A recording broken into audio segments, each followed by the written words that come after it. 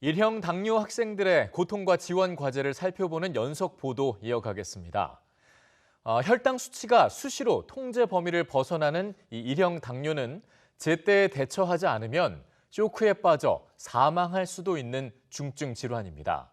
그래서 청소년 환자들은 위급 상황에 대비해 최대한 가까운 학교에 배정해달라는 게 오랜 바람이었는데요.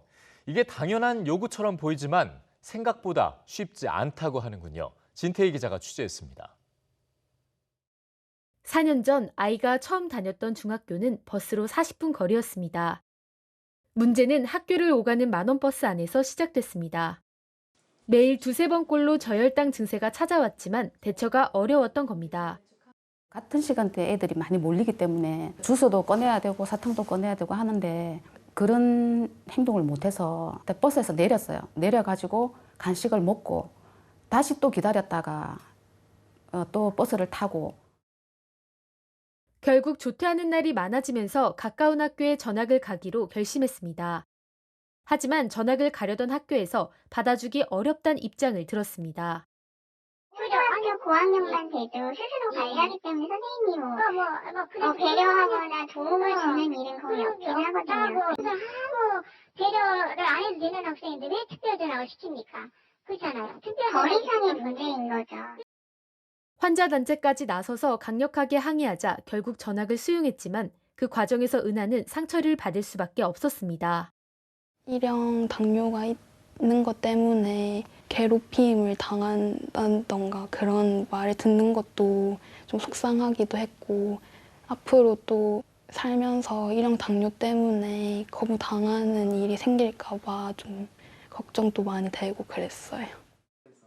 3년 전 중학교 진학을 앞두고 있던 경찬이네 역시 사정은 비슷했습니다.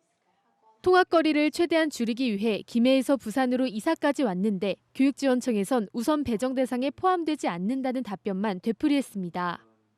시도별로 다르다는 걸 그때 알았거든요. 불공평하지 않나, 똑같은 대한민국 학교를 다니는데 그때 생각이 어땠냐면 이제 내 아이의 미래를 운에 맡겨야 되는 건가 이런 생각이 좀 들어가지고 좀 그랬어요. 일형 당뇨 학생들은 언제라도 응급 상황에 노출될 수 있는 만큼 가까운 학교에 배정되기를 원합니다.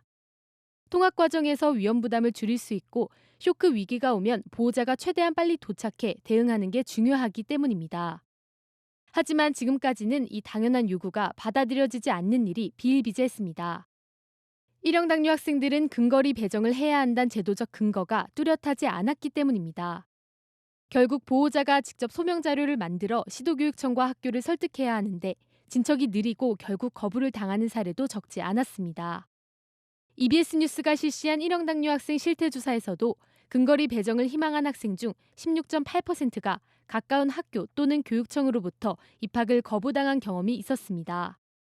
교육부는 이런 문제를 막기 위해 지난달 일형 당뇨 학생을 근거리 배정 대상에 포함하는 내용의 시행령을 입법 예고했습니다. 하지만 신청을 해도 위원회 심의를 거쳐야 한다는 장벽은 여전히 남아 있습니다. 신청을 하셔가지고 위원회를 통과해야 되는 절차는 남습니다. 위원회를 운영하는 걸로 알고 있고요. 그 위원회에서 심의를 거쳐서 진행이 됩니다. 이제 다만 이렇게 법을 정해졌기 때문에 가이드라인이 될 거로 보고 있습니다. 무엇보다 추첨과 같은 방식으로 교육감이 학교를 배정하는 평준화 지역에서만 시행령이 적용될 뿐 시험 등으로 학생을 선발하는 비평준화 지역은 해당하지 않습니다. 비평준화는 성적순이기 때문에 해당 사항이 없다. 그렇게 얘기를 하시더라고요. 시험 기간에도 아프고 막 이래가지고 진짜 학교를 너무 많이 빠지게 되니까 성적이 너무 적게 나오면 또 가까운 데를 보낼 수가 없잖아요. 더 이상 아이들이 위험한 상황에 내몰리지 않도록 무엇보다 생명과 안전을 우선해 두는 제도 개선이 시급합니다. EBS 뉴스 진태입니다.